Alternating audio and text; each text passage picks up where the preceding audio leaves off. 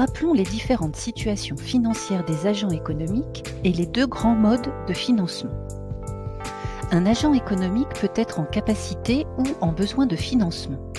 On distingue deux modes de financement, le financement interne par ressources propres et le financement externe par ressources extérieures. Ce dernier peut être direct ou indirect et nous allons maintenant étudier le financement direct. Nous allons tout d'abord définir le financement externe direct ainsi que le marché financier et les types de titres échangés sur ce marché. Le financement externe direct permet de mettre en relation directe des prêteurs et des emprunteurs sur le marché des capitaux.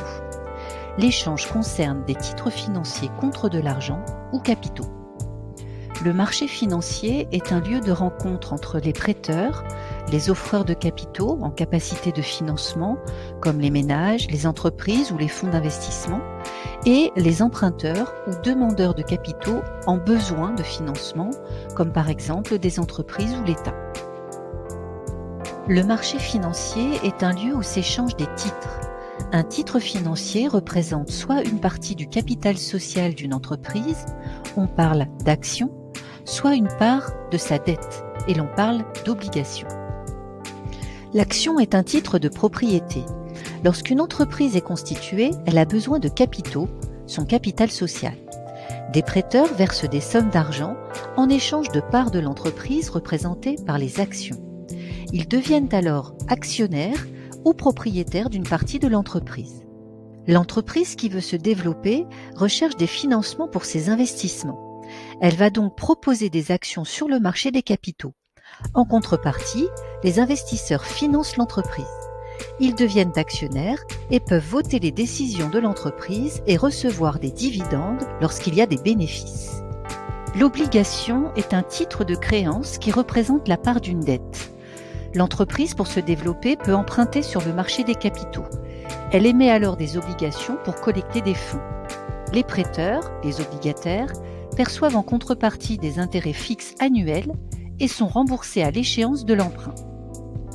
Voyons maintenant les composantes du marché financier et ses fonctions. Le marché financier se compose d'un marché primaire et d'un marché secondaire. Le marché primaire est le marché où s'échangent les titres pour la première fois. Un émetteur, une entreprise par exemple, émet de nouveaux titres que des investisseurs acquièrent en contrepartie de capitaux. On dit que le marché primaire est le marché des titres neufs.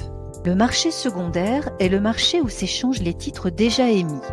Un investisseur qui a acquis des titres sur le marché primaire peut les revendre, soit car il a besoin de liquidité, soit parce que le titre peut se vendre plus cher.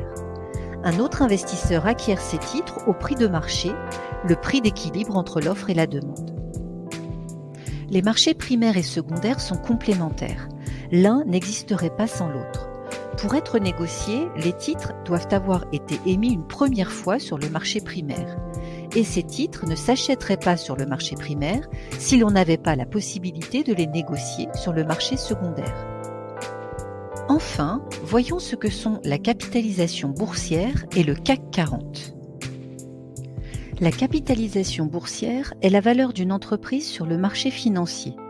Elle correspond au nombre de titres en circulation multiplié par le cours de l'action, c'est-à-dire le prix d'équilibre entre l'offre et la demande de titres sur le marché des capitaux.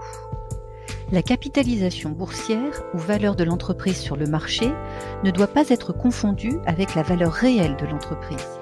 En effet, cette dernière est obtenue en faisant la différence entre tout ce que possède l'entreprise et tout ce qu'elle doit. Le CAC 40, cotation assistée en continu, est l'indice phare de la Bourse de Paris. Il est composé de 40 valeurs françaises représentant l'ensemble des secteurs d'activité, sélectionnées parmi les 100 plus fortes capitalisations boursières. Le CAC 40 est mesuré en points. Sa valeur d'origine a été fixée à 1000 points en 1987. Si le CAC 40 vaut par exemple 4000 points, cela signifie que 1000 € investis en 1987 dans un produit indexé sur le CAC 40 valent 4000 €.